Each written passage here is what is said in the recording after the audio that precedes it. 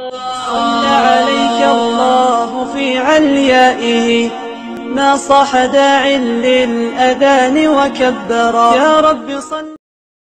السلام علیکم ورحمۃ اللہ وبرکاتہ. الحمد للہ وحدہ والصلاة والسلام علی من لا نبی بعدہ اما بعد.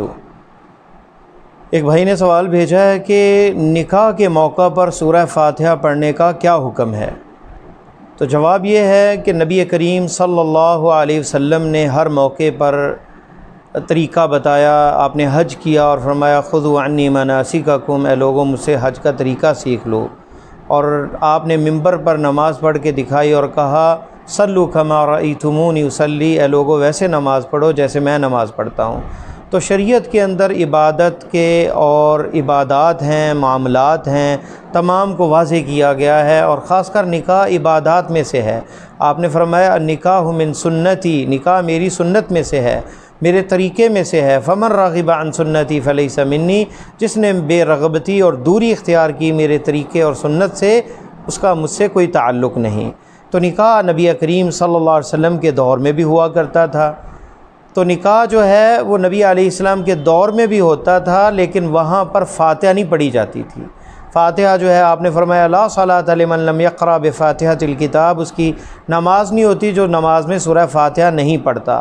تو نماز سورہ فاتحہ کی بڑی فضیلت ہے، شفا ہے. امام سیوطی نے 17 سے زیادہ یا 20 سے زیادہ اس کے نام ذکر کیے ہیں. یہ شفا بھی ہے، رقیہ بھی ہے، ام الکتاب بھی ہے، فاتحۃ الکتاب بھی ہے. اس کے بڑے فضائل ہیں، لیکن وہیں پہ پڑھی جائے گی جہاں آپ صلی اللہ علیہ وسلم کا طریقہ اور آپ کا بتایا ہوا عمل ہے، وہاں پہ پڑھی جائے. اب جب قربانی کریں تو وہاں بسم اللہ اللہ اکبر ہے، وہاں فاتحہ پڑھنے سے قربانی نہیں ہوگی بلکہ یہ بدعت ہوگی. آپ سجدے کے اندر سورہ فاتحہ پڑھیں گے تو یہ بدعت ہوگی.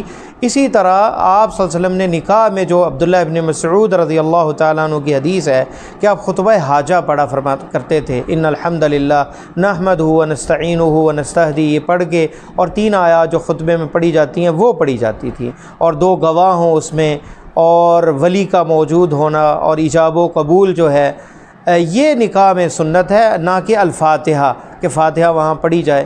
تو اللہ اگر خیر ہوتی اور بھلائی ہوتی تو اللہ کے رسول صلی اللہ علیہ وسلم یہ ضرور کام کرتے. اور ارطغرل ڈرامہ آج کل چلا ہوا ہے، اور اس میں جو ہے وہ نکاح ہوتا ہے اور کہتے ہیں الفاتحہ، تو اس کے بعد جو ہے وہ فاتحہ پڑھی جاتی ہے، اور لوگ شاید ڈراموں سے ہی دین سیکھ رہے ہیں اور پھر سوال کرتے ہیں کہ جی فاتحہ پڑھنا اس میں کیا حرج ہے، قرآن ہی تو ہے. دیکھیں بہترین، ہم کہتے ہیں خیر الہدا ہدا محمد صلی اللہ علیہ وسلم، ہر خطبہ جمعہ میں سنایا جاتا ہے کہ بہترین رہنمائی پیارے نبی صلی اللہ علیہ وسلم کی ہے، اور آپ کی سنت اور طریقے سے یہ ثابت نہیں ہے.